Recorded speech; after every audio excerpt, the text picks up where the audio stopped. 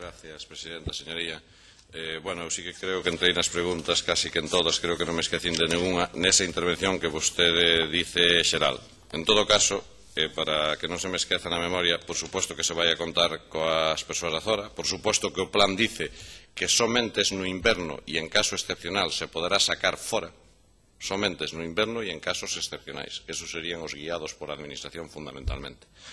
É dicir, se queremos non afectar ao comercio normal en Galicia, se queremos que o resto dos operadores do mercado non padezan máis alá do necesario e tamén nosotros non teñamos que redoblar esforzos por todo Galicia, pois o lóxico é que a madeira da zona se trate na zona. Eso é o lóxico e o normal. O cal non impide que en tempos de inverno como nos que estamos, e alá hasta 30 de marzo, dependendo de como veñan as temperaturas, é unha orientación isto, non é unha data exacta, se permitan facer determinadas actuacións fora de. E máis, creo que poden ser moi positivas. Vostede díceme que cos operadores da zona se resolve todo. A min váleme. Ahora bien, eu teño, e vostede tamén, creo que temos a obriga de intentar que, se coa rolla se pode facer tabla, despois tratala.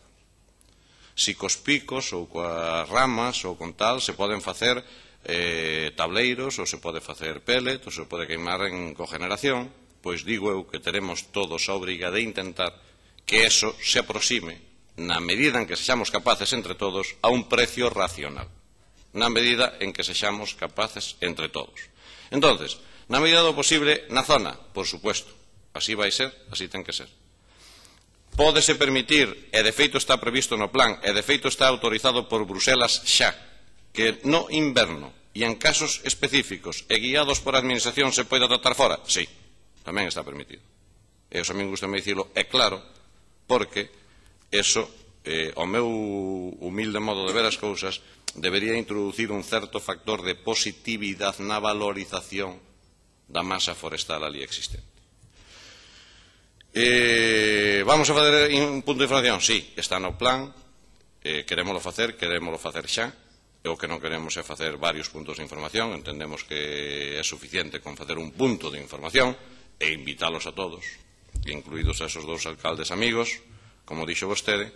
Aquí o importante é que teñamos un sitio en donde podamos informar as persoas, en donde poida estar personal noso ou personal ou asistencias técnicos das que dispoñamos para o fin que poidan efectivamente manexar os planos, informar aos titulares das parcelas e transmitirnos a información toda canta sexa necesaria. Consideramos que é suficiente con un punto de información e que non fan falta máis. Un correcto, ben asistido no centro do foco, creo que ten que ser suficiente. Creo que por demais lle contestei que tiñamos medidas postas en marcha, planes preventivos, creo que lle dixen cales eran, creo que lle dixen cal foi o resultado, a non ser que vostede pretendera que eu lle dixera, jolín, pois cantas mostraxes se fixeron nunha malla de 2x2 ou de 4x4 ou de 8x8 ou cantas nos entornos dos PIFs. Creo que é menos importante eso, dixenlle, ou pretendín dicirlle que, lóxicamente, se intensivizara bastante a execución dese plan nos últimos 2 anos, pero que existe desde fai máis de 10. Porque o riesgo existe desde fai tempo e a Administración viña, fruto das decisións comunitarias, executando ese plan.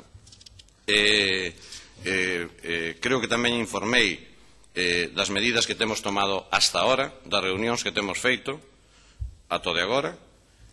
Contesteille, por supuesto, o tema que vostede me dicía do punto de información e de como se vai tratar a madeira, preferentemente na zona, por supuesto que sí. Canto tempo, era outra pregunta que me facía, que estimaba o goberno galego que iba a tratar de radicar, creo que xa lle contestei. Na situación, como iba a afectar isto fora da zona, creo que tamén lle contestei. Cal é a razón por que o goberno tardou tanto tempo en informar? Creo que empecéi intentando contestarlle por aí, pero convencido do que lle dixen, honestamente, con independencia, e admito que houbera un acto que, bueno, que usted o califica así, eu non sei se o calificaría así ou non, pero, bueno, non vou a dicir nada máis sobre eso. Non creo que eu debo dicir nada máis sobre eso. Eu que debo brindarme, por supuesto, para informar o mellor posible a todos os operadores da cadena e, desde logo, tamén e sobre todo os produtores, por supuesto.